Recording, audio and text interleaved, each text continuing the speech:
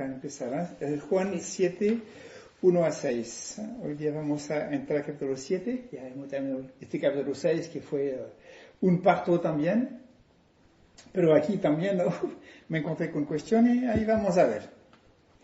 Que es el desafío de leer la palabra de Dios de manera seguida y no elegir sus textos favoritos. Porque uno se confronta en realidades que uno tiene que encarar y estudiar y darse cuenta que a veces son confrontacionales.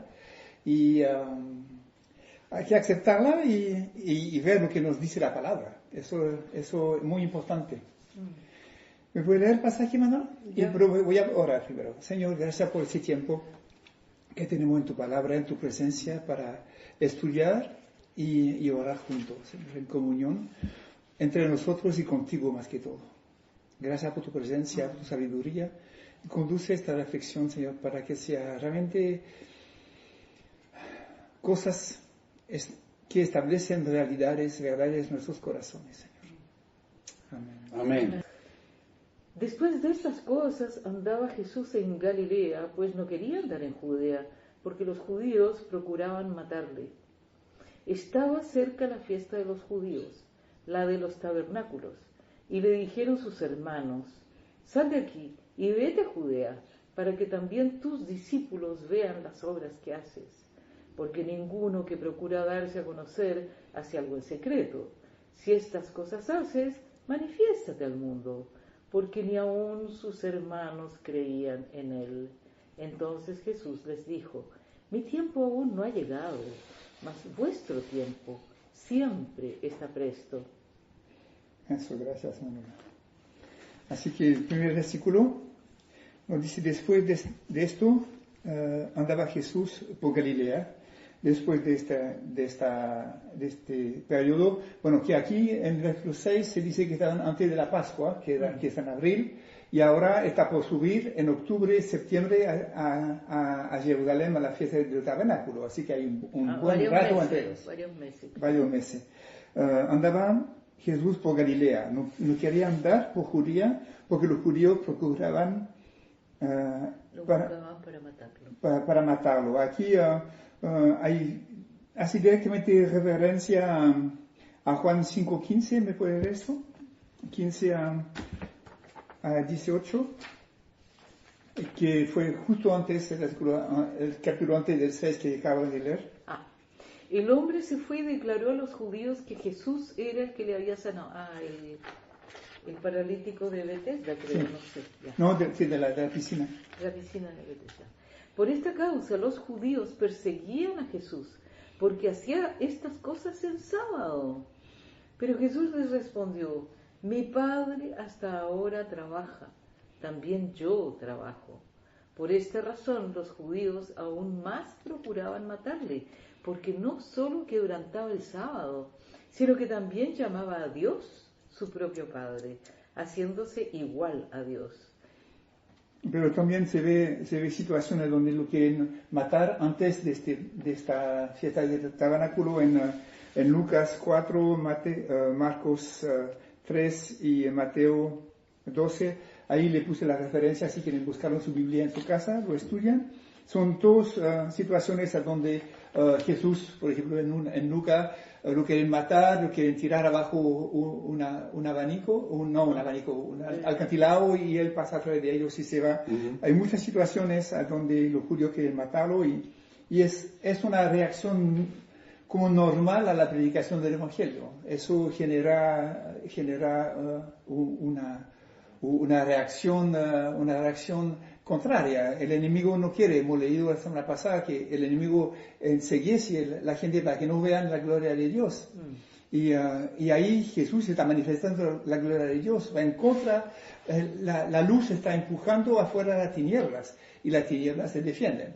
Y aquí las tinieblas están más que todo marcadas por la tradición judaica, que no lo reconoce como Mesías, porque tiene conceptos a donde ellos no ven la realidad, que Él es el Mesías de los judíos a pesar de las profecías, y ellos tratan de matarlo, y al final van a lograr junto a los romanos a matarlo en la cruz. Pero todo eso para decir que aquí no quería ir en Judea. Judea es la parte donde está Jerusalén y Galilea es la parte más arriba, cerca del lago de Genezaret, el lago de Galilea, a donde estaba ya en su tierra. A donde está Nazaret, a donde está Capernaum, a donde está Cana, todo el lugar donde andaba siempre.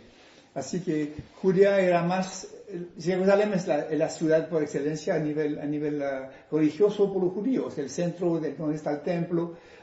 Ahí era más peligroso para él, porque había una concentración mucho más grande de personas que están en contra de él. Estaba próxima a la fiesta de los tabernáculos de los judíos. Aquí vemos que había 3 fiestas donde los judíos tenían que subir a Jerusalén, todos los hombres. A veces iba con familia, como se ve cuando Jesús está joven, cuando sube con María y Jesús, pero José, María y Jesús, sí, con mucha gente, pero aquí la fiesta era la fiesta de la Pascua, la fiesta de Pentecostés, que está después de la Pascua, que es la fiesta de la cosecha, de la primera cosecha, de los primeros frutos, y después la fiesta del tabernáculo, que corresponde a septiembre, como una fiesta de agradecimiento, como Thanksgiving ahora por el gringo, pero para agradecer a Dios por la cosecha que se hizo, pero más que todo para recordar el tiempo que se vivió en el desierto, los 40 años en el desierto.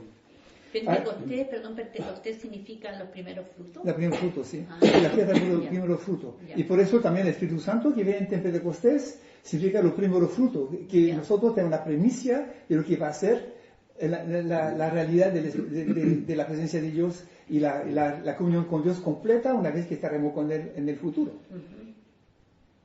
Al final de eso le puse algunas imágenes, le voy a poner en positivo, que no se ve. Aquí, por ejemplo, se ve lo que se hace en Israel. Se ve cabañitas, se ve una... ¿Y esos son los tabernáculos? ¿O son tabernáculos, son ramaditas. Ah, ramaditas, ya. Ramaditas. Aquí se ve ramaditas como se hace en Israel. Sí. Y después le puse 2 ramadas chilenas de la época. Ya. De los años 1800 algo. Y después por la última página, estos textos que puse. Y le puse un vínculo también que pueden ver, es bien interesante. La última página, ¿qué dice? Lista de los apellidos sefardíes. Sí. Para la nacionalidad española. Los judíos sefardíes fueron numerosos al momento del nacimiento de Chile. Por ejemplo, el teniente general de la expedición de Diego de Almagro, don Rodrigo de Orgoños u Orgoñez, hijo de un zapatero judío. De la descendencia de este conquistador nacieron Diego Portales y José Miguel Carrera. ¿Verdad? Sí. Y lo que empieza la página, al principio de la página. Aquí va una antigua cueca de rotos cantando en la chimba para el 18 de septiembre de cada año, titulada Las chinganas son salones. Las chinganas son salones y las fondas catedrales. Fue la obra de Carrera que siguió Diego Portales. Así que no es casualidad que en septiembre, en mi época, que la fiesta de los judíos se hace la misma cosa. Los judíos, ¿qué hacen? Por varios días van a comer y beber en una ramada. En las fondas. Claro, porque fue José Miguel Carrera quien instauró de festejar el 18 de septiembre durante toda una semana con ramada. Fue canturreo. Es muy raro eso. Sí. Ahí le puse para su interés un listado de los apellidos que España declaró descendientes de judíos, que fueron la gente que se fueron de América del Sur, que tienen derecho a pedir la nacionalidad española. Y ahí puso el vínculo. Ahí hay todos los apellidos. Y van a ver que la mitad de nuestros conocidos tiene apellidos de origen judío. Total, para regresar a estas fiestas, en Deuteronomios 16, la primera página. En la segunda página. Sí. 3 veces al año se presentará todo hombre tuyo delante de Jehová tu Dios en el lugar que él haya escogido.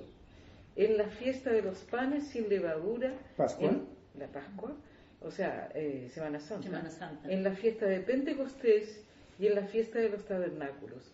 Nadie se presentará delante de Jehová con las manos vacías. Eso veremos la próxima semana, que es medio raro, porque Jesús dice no voy a ir. A pesar que Él es el que más respetaba la ley, y dice no voy a ir, igual va escondido. Pero a ir a su hermano dice que no va a ir. Pero eso es para la próxima semana. Ya. Aquí, por lo tanto, entonces, a causa de la fiesta del tabernáculo, que es obligatorio, le dijeron a sus hermanos, sal de aquí y vete a Judea, a Jerusalén, para que también tus discípulos vean las obras que haces. Aquí entramos en un tema medio interesante, por eso que yo pasé el día en eso, para realmente tener sabiduría sobre cómo enseñar eso, porque en un país católico es complicado tocar ese tema. Van a entender por qué.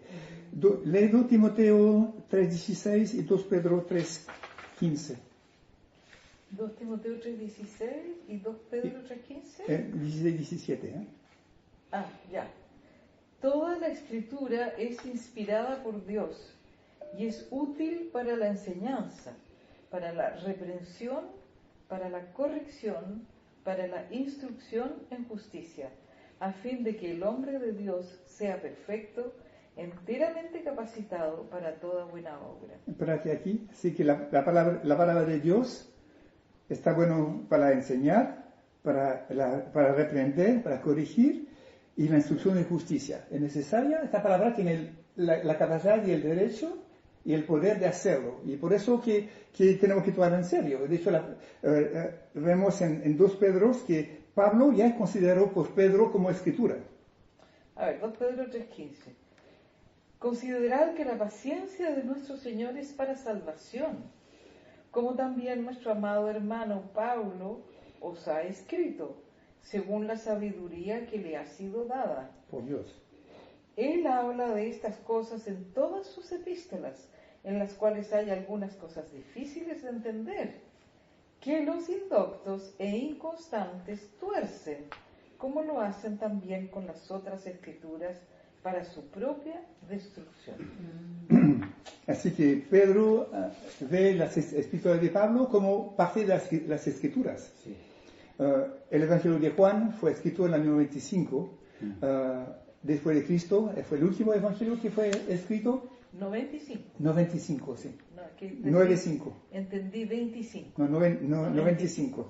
Y es parte también de las escrituras según la tradición de la Iglesia. La verdad que el canon de las escrituras, hasta llegar a ser fijado como con todas las cartas y los evangelios, el Apocalipsis, no fue antes del siglo III, que fue realmente aceptado las primeras cartas que nombran la lista completa de las cartas de Pablo, de Pedro, de Juan, de Judas, de Tito, todas estas, la carta de los hebreos, la lista completa solamente aparece en el siglo III. ¿Cuál fue el último apóstol que quedó? ¿Fue Juan? Fue Juan. Que vivió 100 años. Sí, que escribió el Apocalipsis Que al vivió el final. Apocalipsis al final. Sí. Quiero decir eso porque aquí tenemos esta palabra que hace levantar los pelos a la gente que son de tradición católica. Le dijeron sus hermanos. Y después del versículo 5 dice, aún sus hermanos no creen en él. ¿Quiénes son sus hermanos? La pregunta es esa. ¿A dónde, cómo saber quién son esos hermanos? Porque la Iglesia Católica dice que María fue virgen y se murió virgen. Y que no tuvo más hijo. Eso yo aprendí también cuando, ¿En la Iglesia Católica? En la Iglesia Católica, de que la Virgen, por eso era Virgen María, y que nunca había tenido más hijos con José. Así que según la Escritura sí tuvo más hijos. Sí, bueno, aquí vemos hermanos. Bueno, la Iglesia Católica dice que son primos. La Iglesia Ortodoxa dice que son medio hermanos. Pero aquí vamos a ver los casos. La palabra griega para traducir para hermanos aquí es adelfo. Y es sin poder equivocarse. Quiere decir salido de la misma matriz. Ya. Delphi, Hipócrates es en castellano. Hipócrates en sus escritos de medicina llama a Delfo el útero. Es salido de la misma matriz. Eso es la palabra que está aquí. Es literalmente que comparte el mismo vientre materno, del mismo Delfis, útero. No es la palabra primo. La palabra primo en griego es enepsios. Y aquí vemos, por ejemplo, en Colosenses 4:10, Marcos, el primo de Barnabé. Aquí se usa. Y nunca se usa el Evangelio anepsios para los hermanos de Jesús. Nunca. Siempre se usa adelfos, que es muy claro. Hijo único, la otra pista que en mi estudio busqué. Hijo único o primogénito. Que hijo único sería el hijo único. Jesús, si fuera el único hijo de María, sería el hijo único. Acá dice Una palabra, o primogénito. el primer hijo. El primer hijo. Y sabiendo que Juan escribió mucho después de que Jesús vivió, conoció a sus hermanos, estaba en la situación. Aquí usa siempre acerca de Jesús el primogénito. Sí, y había un hermano que no creía en Jesús. ¿Cuál era? Ninguno creía. Ninguno de ellos. Eso vamos a ver más tarde. Así que Monogenes es hijo único de su clase, el único que salió de un vientre, usando tanto para Jesús como respecto al Padre, el Padre Dios es hijo único, primogénito, monogenes, único. Para Dios. Para Dios es su hijo único, en este caso. Ya. Pero como para hijo humano que no tiene hermanos, eso es como se usa siempre. Lucas 3:38, y aquí un hombre de la multitud clamó diciendo: Maestro, te ruego que veas a mi hijo, que es único que tengo. Aquí es el único que tengo. Eso es la palabra monogenes, el hijo único, no tengo otro. Aquí el primogénito, el prototokos, el primero. Sí. Primogénito que nace primero. El primer nacido usó para Jesús respecto a María. En Lucas 2:7, y dio a luz a su hijo primogénito, protocotos. Protocotos nunca significó hijo único. Nunca. Significa el primero, no el único. Mateo 15:55. ¿No es este el hijo del carpintero? ¿No se llama su madre María y sus hermanos Jacobo, José, Simón y Judas? ¿No están todas sus hermanas con nosotros? Marcos 3.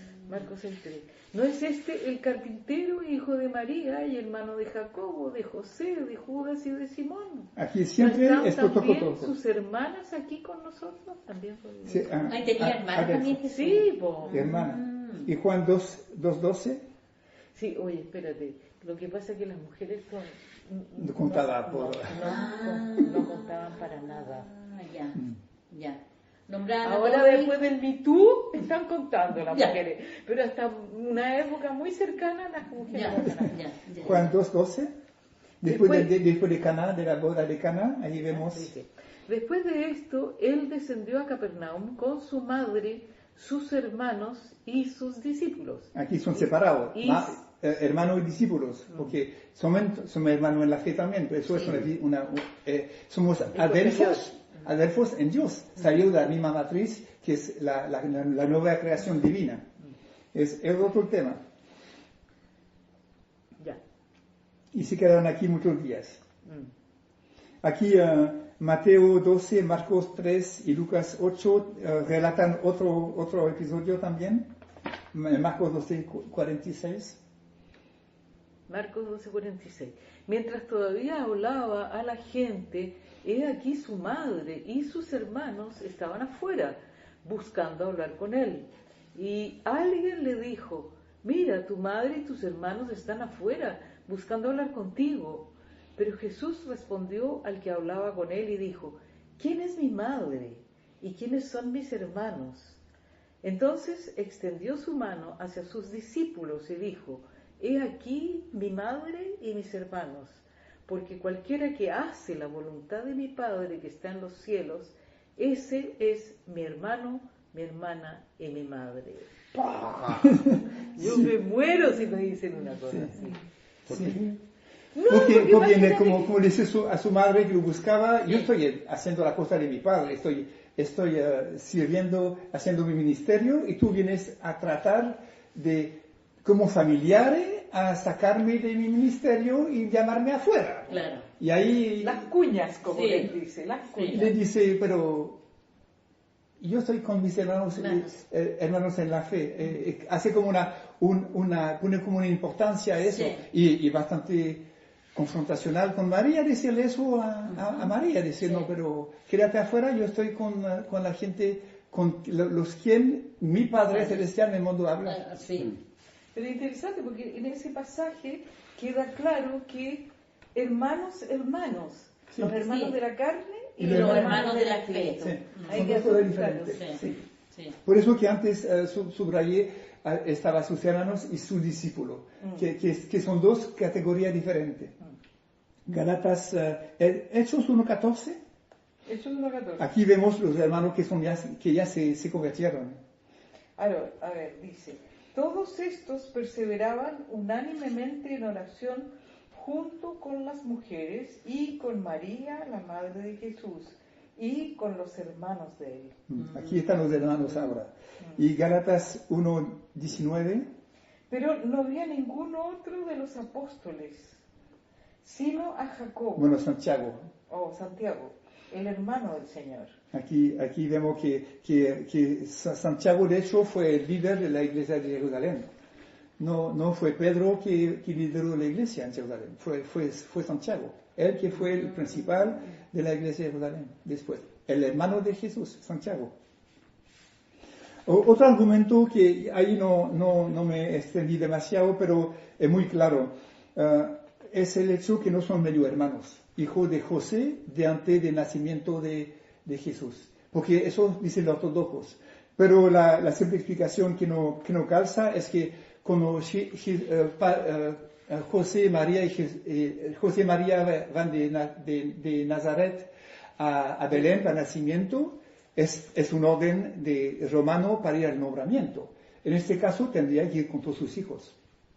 Y aquí solamente son los tres, son los dos todavía, que nació, Sí, no porque nació Jesús. Sí. Aquí, O sea, Jesús fue el primero. sí, Jesús fue el primero, y no había nacido otro todavía, pero no eran tampoco hijos de José antes de conocer a María. Claro. Porque se prende los ortodoxos que José era más viejo que María. De hecho, se habla nunca más de José en la historia, que decir que a lo mejor murió. Quiere decir que podía ser más viejo que María. Sí.